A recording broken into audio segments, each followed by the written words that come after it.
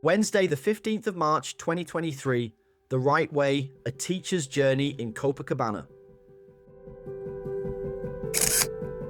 Copacabana, Rio de Janeiro, 38 degrees, hot, sunny, and slightly overcast. It is Wednesday the 15th, and half the month has gone.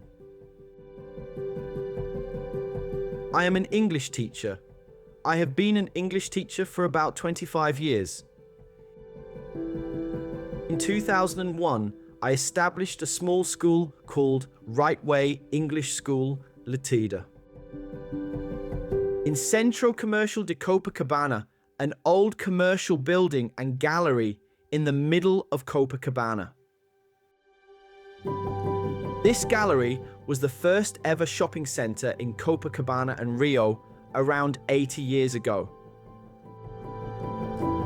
However, after 60 years, it became a little rundown until the administrator was changed and some necessary improvements were made. The Right Way was located on the second floor at the back of the CCC building. This building has two entrances. The side entrance from Rua Siqueira Campos. This side street intersects with the main shopping street, Rua Nossa Senhora de Copacabana, and the main entrance in front of Rua Nossa Senhora. The building is quite large and spans the corner of both streets with at least 12 or 13 floors. The first 4 floors are dedicated to a retail gallery with shops, while the other floors are used for small offices, doctors' and dentists' practices, and small residential flats. When I first opened the school, it was a simple and basic small shop space that was divided into 2 units. One unit was the reception area, and the other unit was the classroom. The classroom had floor-to-ceiling windows on 2 sides covered by Venetian blinds. It was both impressive and beautiful, and on the opposite-facing wall was a whiteboard for the teacher to give classes that faced the pupils. By the side of the board at shoulder height, there was a small shelf that housed a TV. The TV would constantly show BBC English classes with no sound, parallel to the presential classes done by the teacher. In the reception area, a long, wide meeting table occupied most of the room's space. A TV was placed approximately 2/3 down the table, which displayed pre-recorded multimedia videos to grab the attention of people passing by the school along the main corridor in front of the entrance.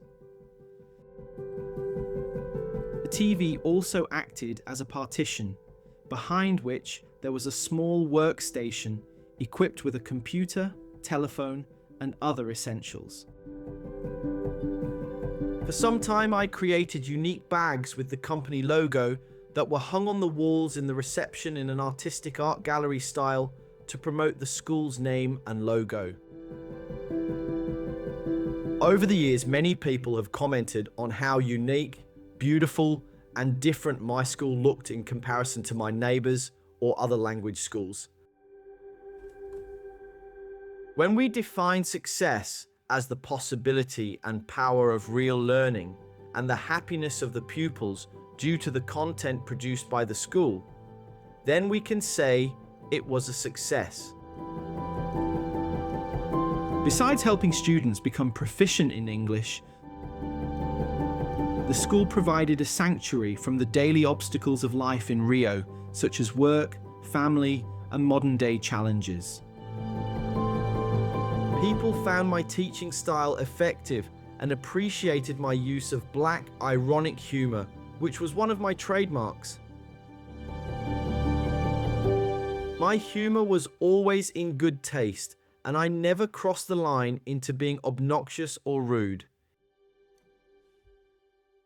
It was always aimed at making a point or calling attention to something. My philosophy was that in addition to having a strong technical understanding of English, communication had to be enjoyable, pleasant, and objective. I had the pleasure of leading several groups of women who found attending classes at the right way to be both stimulating and therapeutic. The positive atmosphere that we cultivated was hard to find elsewhere, and in some groups, it felt more like an English language club than a cold business-only endeavor focused solely on making money. When the pandemic hit in March 2020, everything, including the gallery and the school, was shut down. However, within 2 weeks, I was able to transfer 80% of all classes to private online classes. Although it was a lot of hard work, I managed to pay my bills, my ex-wife's bills related to Yasmin, and the school's expenses, even though nobody was physically attending or going to the school. I was hoping that everything would be back to normal before Carnival the following year, which was exactly 1 year after the lockdown.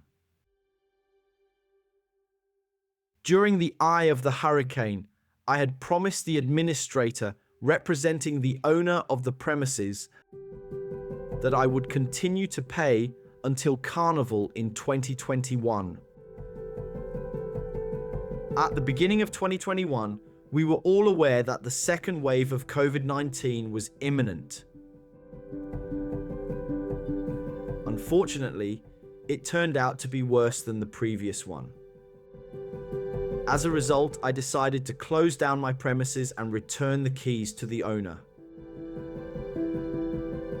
Initially, the owner did not agree with my decision, but I insisted. The details of how I convinced the owner to accept my decision is another story. Initially, it was challenging for me to leave the school. However, in hindsight, I believe it was the best decision I had made in a while. Even now, I often encounter people on the street or receive messages from them asking about the course. They mention that it was a remarkable experience at the time and they only have fond memories of it. If we only define success in terms of financial gain and profit, then the venture was not a success. It was time-consuming and not very profitable. There wasn't a single month that went by where I didn't have debts, financial obligations, or something that needed to be paid. Despite these challenges, I see it as a valuable learning experience, and I'm grateful for it. Thanks again for the ride. It was quite a wild journey.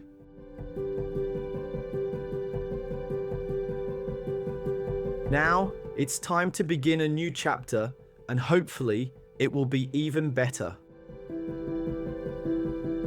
As of the middle of this month, I had completed 97 classes, which is quite an achievement.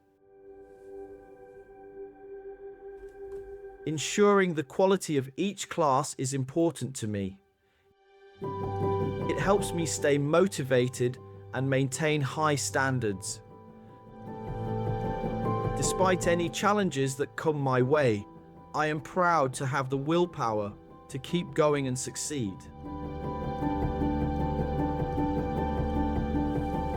In bed by 9 p.m. Thank you. Thanks for reading my blog. Check out my other posts and share your thoughts in the comments. Richard.